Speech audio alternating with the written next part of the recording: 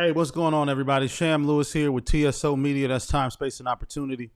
Coming at you today with a video from New York, Madison Square Garden. We got Tucker Carlson at the Trump rally in New York today, just talking about how the left is just out of touch, how they're missing the mark, and what a world we live in where the right seems to be making more sense than the left. You know, as a black man and a lifetime Democrat, liberal, independent, never identifying as a Republican or a conservative, but how the world has changed in the last, 4 years.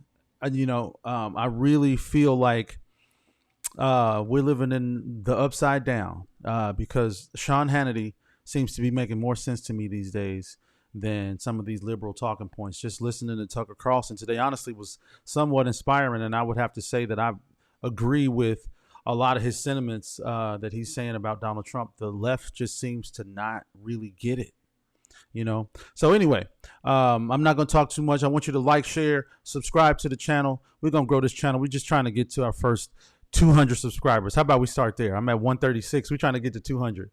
We got a long way to go before this channel is booming the way I would like to see it. But what I'm going to do is just try to bring you common sense content that makes, that can make a difference for you. So let's listen to Tucker Carlson at this rally today.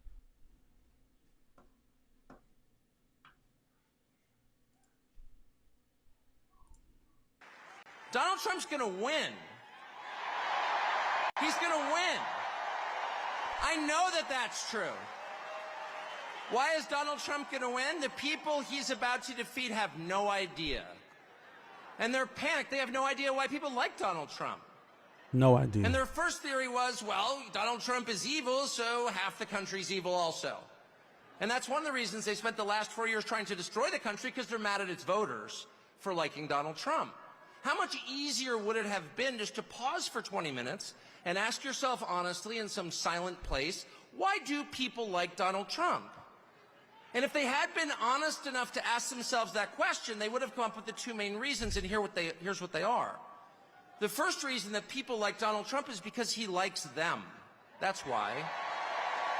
And it's real. Affection is something you can't fake. I don't care how many times Kamala Harris would tell me she loves me, I don't believe her. I saw her kiss her husband with a mask on. A mask on. That's her version of love. It's fake. It's not real. They spent 10 years telling you Trump is a hater. Do you feel that on him? No, you don't. Because it's not there. I've spent a lot of time with Trump. And there's not one moment I've ever been with him off camera where he's spending his time grousing about people he hates. Ever. He's talking about the people and the country he loves in his private time. Trust me. And people know in a country that has been taken over by a leadership class that actually despises them and their values and their history and their culture and their customs, really hates them to the point that it's trying to replace them, they know someone who actually has affection for them, and that's Donald Trump.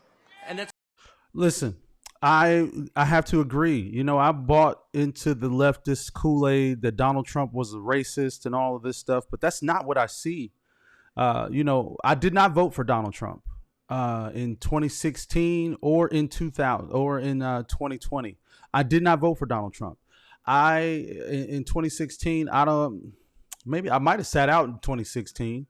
And then in 2020, I literally chose neither of these candidates. But from what I've been able to see over the last 4 years, and really just,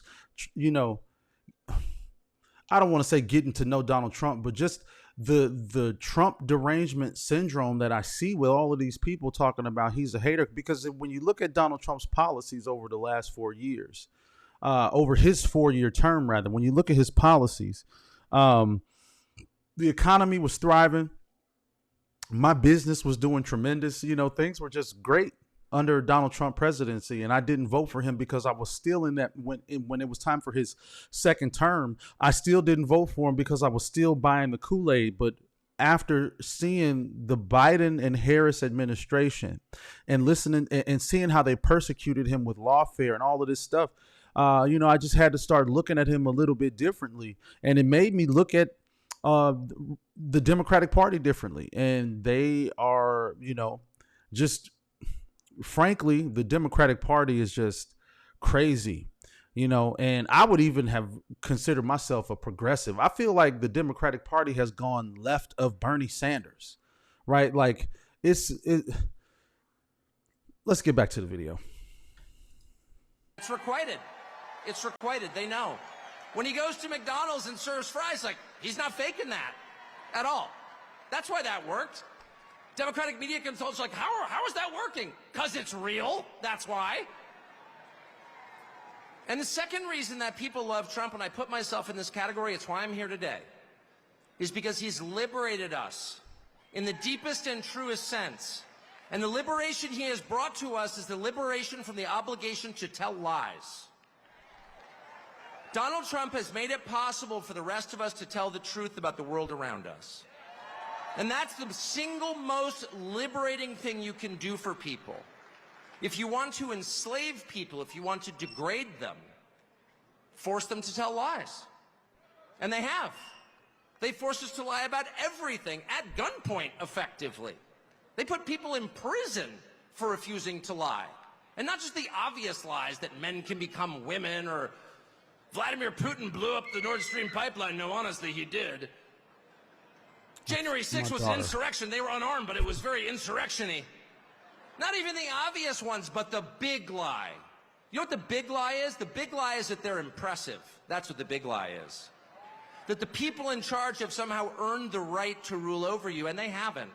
And you know that. These are the single most useless people in the United States. They have no skills whatsoever. They've got 3/4 of the money, and they didn't earn it. They set up a system precisely for the purpose of awarding themselves wealth and power when it's undeserved. Listen, you can say what you want about Tucker Carlson, but this man is preaching right now. These people have no talent. Every one of these liberals, and it's not just liberals, it's really just the establishment, because Republicans and Democrats do it. So I'm not some Republican right now. I feel like I have more conservative values these days, but I don't feel like I'm a Republican. I really feel like it's us versus them. It's the establishment versus the populace. I really feel like Donald Trump is against the establishment, and that's why they're trying to lock this man up for every little thing. Donald Trump is a successful businessman. You'll have people saying, oh, well, he filed bankruptcy, 6 times or what have you. But guess what? Bankruptcy is a financial strategy. As a financial strategist, right? This is literally what I do. Bankruptcy is a smart strategy depending on a lot of different factors, but it doesn't make Donald Trump a bad businessman because he filed bankruptcy.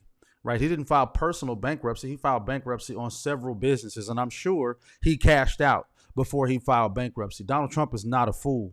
But you got people like AOC who went from being a bartender to being a congresswoman to being worth $22 million. Like, it ain't no game like politics outside of real estate and the stock market.